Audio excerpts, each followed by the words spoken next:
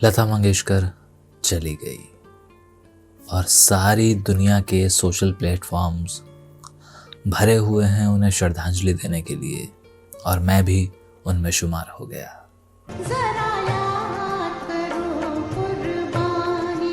दुनिया भर के देश लता जी को श्रद्धांजलि दे रहे हैं। हिंदुस्तान, जिस देश की वो मलिका थी, जिस देश की वो सरस्वती थी, वो तो उनके बारे में बातें कर ही रहा है, लेकिन हमारा पड़ोसी मुल्क उन पर अपना बेतहाशा प्यार लुटाकर अपना हक जता रहा है कि दीदी हमारी भी तो थी। ऐसे लगता है कि आज मेरी सगी बहन फौत हुई, और उनका हक जताना लाजमी है, क्योंकि लता बताती हैं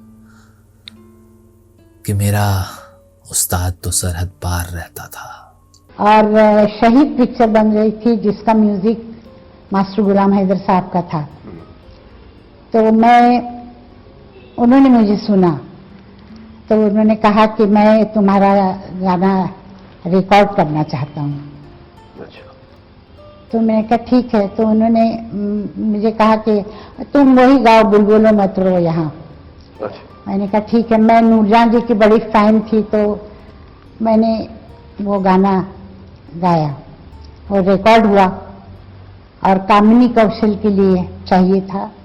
बंटवारे ने बहुत कुछ इधर से उधर किया, ये हम सब लोग जानते हैं, और उसी बंटवारे की वजह से मैं ना चाहते हुए भी इस सब्जेक्ट पर ये वीडियो बना रहा हूँ।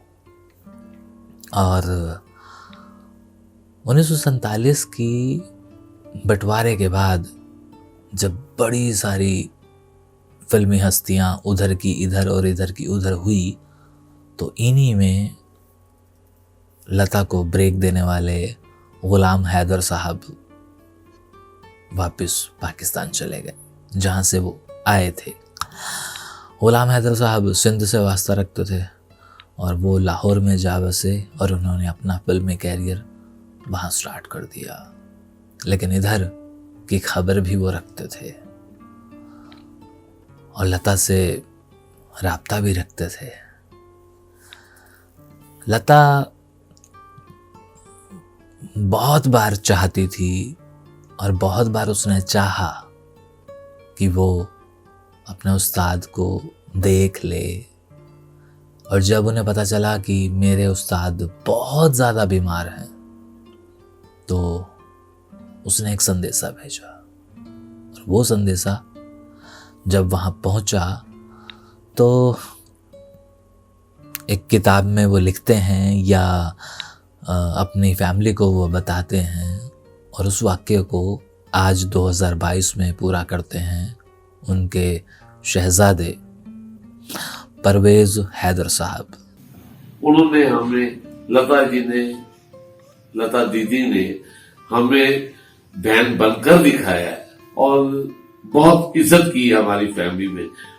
इंडिया से पाकिस्तान जब वालिद साहब आए, लोग भूल जाते हैं। वालिद साहब यहाँ एडमिट थे अस्पताल में, तो पता लगा माँ साहब, नूरजान ने उसको कहा ये माँ साहब आजकल अस्पताल में दाखिल है। लता बॉर्डर पे आई तो कहने लगी माँ साहब मैं आपको लेकर जाना चाहती हूँ, पैगाम भेजा। तो उन्होंने कहा कि माँ साहब इंडिया चले, मैं आपको इंडिया ले। माँ साहब ने कहा कि नहीं, अब मैं इंडिया छोड़ दिए, मैं पाकिस्तान आ गया हूँ, मैं अपने मुल्क में जाऊंगा। माँ साहब की वफात भी पाकिस्तान में हुई। ऐसी थी हमारी लता, और ऐसा ही हर शख्स को होना चाहिए कि अगर आपकी ज़िंदगी में किसी ने आपके लिए कुछ एहसान कर दिए हैं या कुछ एक ऐसी इमदाद कर दी है, तो उसके बदले में आप जो कर सकते हैं वो करें। और लता जी का तो कहना ही क्या। मैं चाहती हूँ कि लोग मुझे ऐसे याद करें कि मैंने कभी किसी का बुरा सोचा नहीं, कभी बुरा किया नहीं, और अपने गाने के ज़रिए देश की सेवा करने की कोशिश की। कितनी की वो मुझे मालूम नहीं, क्योंकि मैं फिल्मों में गाती हूँ, पर इसके अलावा मैं बता नहीं सकती हूँ कि, पर इच्छा बहुत है। ताउम्र लता मंगेशकर सरहद पार जाने के लिए हमेशा तैयार रही कि कोई प्रोग्राम हो, कोई लाइव शो हो, मैं वहाँ भाग कर जाऊं और जाकर गले मिलूं अपनी बड़ी दीदी से, अपने उस्ताद से, जिससे वो नूर जहां कहती थी और उनका मुल्क उन्हें मलिका तरन्नुम कहता था। जग जाहिर है ये बात कि लता मंगेशकर के सैकड़ों वीडियो यूट्यूब पे भरे पड़े हैं जिनमें वो कह रही हैं कि मैंने अगर कुछ सीखा है तो वो उनसे सीखा है, मैंने उनसे बहुत कुछ सीखा है। मैंने अपना उर्दू का उच्चारण, तलफ़्फ़ुज़ उनसे सीखा है। मैं बम्बई से रोज़ उनको एक टेलीफोन करती थी। जब वहाँ मास्टर गुलाम हैदर वापस गए बॉम्बे से, तो मुझे पता चला कि मास्टर गुलाम हैदर साहब बीमार हैं और शायद कैंसर हुआ है उनको। तो मैं नूरजहाँ जी के यहाँ फ़ोन करती थी और उनसे बात किए करती थी। शब्द हिंदी के उर्दू के कैसे कहने चाहिए, ये मैंने नूरजहाँ से सीखा। उनको तो मैं मिली हूँ, पर कैसे हाय कहना चाहिए, किस वक्त क्या एक्सप्रेशन गाने में होना चाहिए, लोरी हो तो क्या हो, सैड सॉन्ग हो तो क्या हो, क्या गाना चाहिए। नूरजहाँ का जिक्र आते ही उनके चेहरे पर रंगत सी आ जाती है। जब नूरजहाँ हिंदुस्तान से गई थी तो लता भी बहुत रोई थी कि उसकी बड़ी बहन चली गई, और लता से मिलने के लिए उधर नूरजहाँ हमेशा तैयार रहती थी। ये वाकया मैंने भी सोशल मीडिया पर बड़े सारे वीडियोस में देखा है, और बीबीसी ने और भी बड़े सारे सैकड़ों चैनलों ने इस बात को पुख्ता किया है कि 1952 या 53 की बात है, जब अभी शायद इधर या उधर जाने के लिए पासपोर्ट और वीज़ों की ज़रूरत नहीं पड़ा करती थी। तब अमृतसर में किसी कार्यक्रम में शायद शिरकत की थी लता मंगेशकर ने अपने ग्रुप के साथ, और वहीं जब किसी ने उन्हें बताया कि लता जी लाहौर तो बिल्कुल नज़दीक है, तो लता जी ने अपने जज्बात जाहिर किए और कहा कि क्या मैं जा सकती हूँ।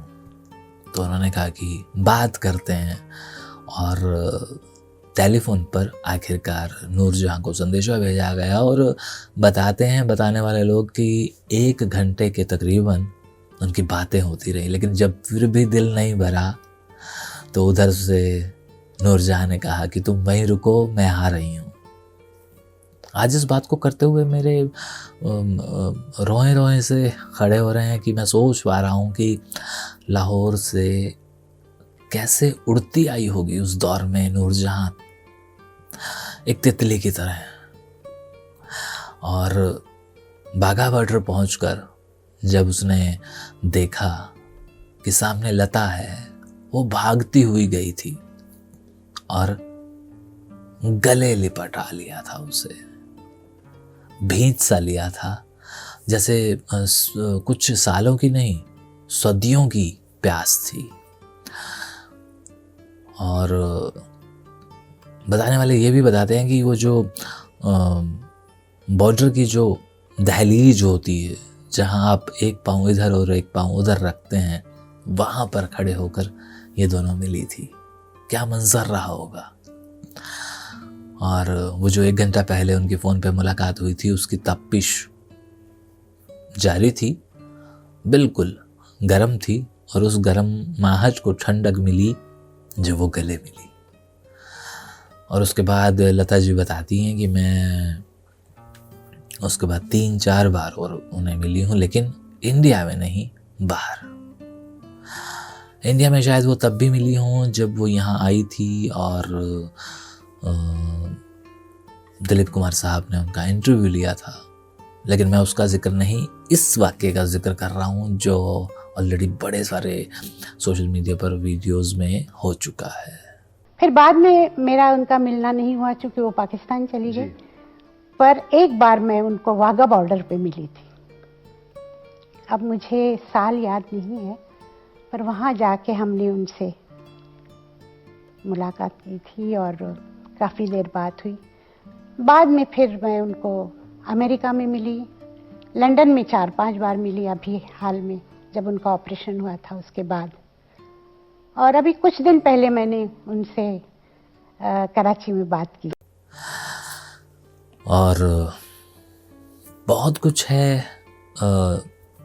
आप सब लोग बड़े सारे वीडियोस ऑलरेडी देख चुके हैं, लेकिन मेरा वीडियो बनाने का मकसद आप जानते ही हैं, हम लोग सरहद के इस पार और सरहद के उस पार की बातें करते हैं। तो लता मंगेशकर का यूं तो कोई वास्ता नहीं है, लेकिन एक बहुत बड़ा गहरा नाता है लता मंगेशकर का, इस वजह से कि उसे मौका देने वाले, उसे एक प्लेटफॉर्म देने वाले उसके उस्ताद गुलाम हैदर साहब वहाँ चले गए थे और लता यहाँ रह गई थी, और ताउम्र वो उनका एहसान नहीं चुका पाई उस तरह से। इसलिए जब जब भी उन्हें मौका मिलता वो राब्ते में रहा करती थी। हालांकि बहुत ही छोटी उम्र में उनके उस्ताद इस दुनिया से चले गए थे,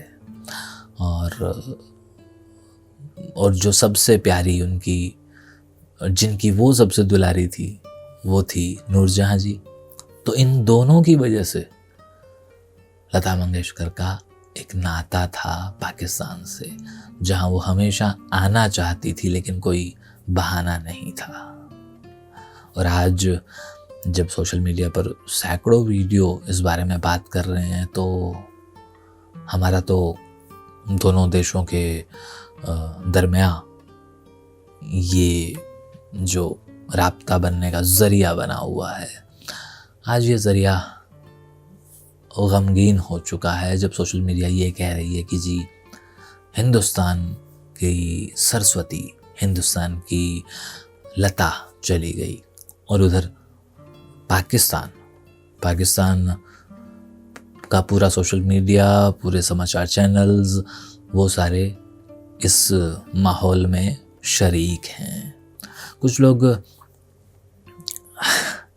यहाँ मैं एक बात जाते जाते ये ज़रूर कहना चाहूँगा कि हमारे देखने वाले कुछ लोगों से मैंने जब बातें की, तो एक हमारे देखने वाले ख़ास व्यूअर हैं, उन्होंने मुझे इस वीडियो को बनाने में ज़्यादा मजबूर किया, और उन्होंने कहा कि आपके यहाँ पे जब लता जी की अंतिम संस्कार क्रिया हो रही थी ना, तो पूरी दुनिया लाइव देख रही थी, हम भी देख रहे थे, और उस दौरान हम ये महसूस कर रहे थे कि जब हमारी लता गई थी, यानी नूरजहां गई थी, तब इतना सब कुछ नहीं हुआ था। क्योंकि जब नूरजहां गई थी तो किसी को पता नहीं चला था, अरसा लग गया था वक्त, मतलब कुछ दिन लग गए थे पता चलने में, और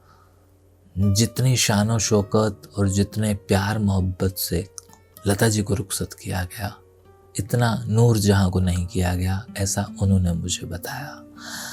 और ये यहाँ आप लोग भी जानते हैं, मेरे देखने वाले देश के और वहाँ देखने वाले देश के लोग जानते हैं कि